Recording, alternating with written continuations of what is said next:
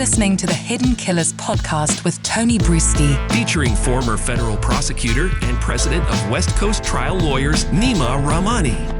Well, apparently in Indiana, when you have a lot of controversy surrounding you and allegations, possibly even criminal allegations against you for your conduct as a judge, you get promoted. At least that's what seems to have just happened in the Allen Superior Court Board's decision to put Judge Gull there as their new chief judge to help guide the court's leadership for the next 2 years. The big question that comes to mind not only is, well, should she be taking that position or in that position, is this going to affect the Delphi murder case? Is this some sort of a path maybe behind the scenes for her to swiftly exit to stage right as a new judge comes in and not have to say, I recuse myself? Here to discuss, Neama Rahmani, former federal prosecutor. What are we witnessing here right now?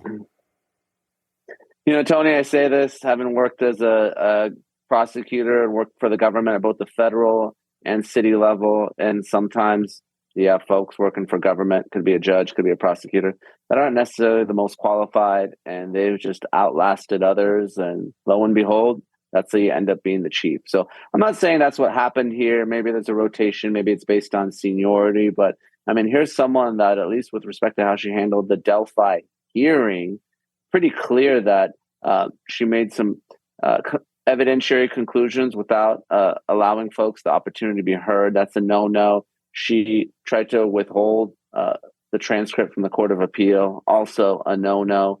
So not a big fan of how she's handled this case. And I mean, we've talked about 2024 and this being a new year, but this case, based on how the delays and the defense motions, and who knows if we're going to get new lawyers in this case for Richard Allen, I would be surprised if we get a trial anytime in 2024. I think we're probably 2025 or even later in this case. Yeah, I mean, and that's just crazy. I mean, this is something where the attorneys that Richard Allen wanted, they wanted this thing to go to trial by now. I mean, it should have been ready to go. His right to a speedy trial clearly being violated. And now we have this hiccup in the case. It could be good. It could be bad, I guess, depending on how one looks at it. What do you think the odds here are that she is going to stay on in this case? Or like I said, is this a way to exit, kind of gracefully? Yeah, it may be a way for her to exit. Let's not forget, the first judge in the case didn't want the case. Mm-hmm. So, now on the second judge, we may end up getting a third. And he said this is a frustrating case. Obviously, the defendant has a right to a speedy trial. He also has a Sixth Amendment right to counsel. We'll see how that all plays out. But, the victims in this case have been waiting for answers for quite some time. This is a case that, podcasters have been talking about for years. There were really no answers. We thought we were going to go in one direction, and Richard Allen really came out of the blue as someone that was arrested. We don't have a whole lot of the evidence in the case, although we believe that's him in the video, and we'll see what the search warrants show. So this is a case that has been delayed for quite some time. Probably the most delayed case right now, this and Rex Heuermann, the Long Island serial killer. So hopefully, things can start moving faster, and Richard Allen did indeed kill these two young girls. He can be brought to justice. With given these new responsibilities, serving as a 2-year term as the court's chief judge, how much more responsibility does that put on Judge Gull and her time and energy that she has to do her job, overseeing a case like this, and then whatever else is entailed with these new responsibilities? Well, if you're the chief judge, you get some administrative responsibilities. So sometimes it depends on the court. If you become the chief or you're a little bit more senior, you might be able to take a reduced caseload. But again, unless she's going to recuse herself from the case, and let's not forget, the defense has asked her to be disqualified, right? They're saying, look, here's someone that's actually biased and made some inappropriate and improper rulings. We want a new judge. So we'll see what the appellate courts do. But whether it's because of this new chief judge status or whether the appellate courts force her hand, here's someone that may have to step down one way or the other.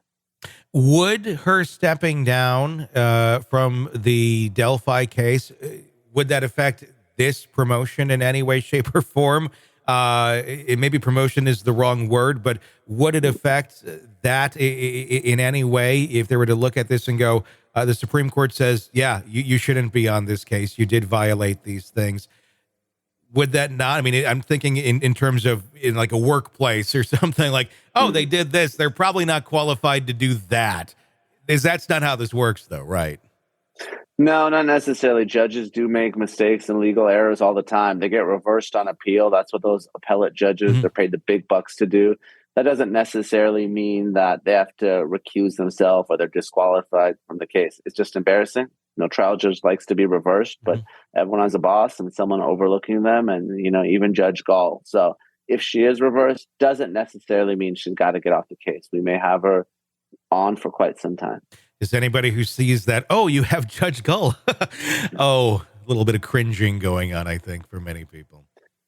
I think so. I think certainly from the defense lawyer perspective, with respect to how she handled that hearing with the leak of the materials that were subject to protective order, not the best way to do so. Yeah. Sick of the ads? We are too. Start listening with no commercials now and get access to all of our episodes in advance of everyone else. Become a True Crime Today Premium Plus subscriber on Apple Podcasts. Search True Crime Today Premium Plus on Apple Podcasts or go to our podcast page and sign up now. True Crime Today Premium Plus. Sign up now.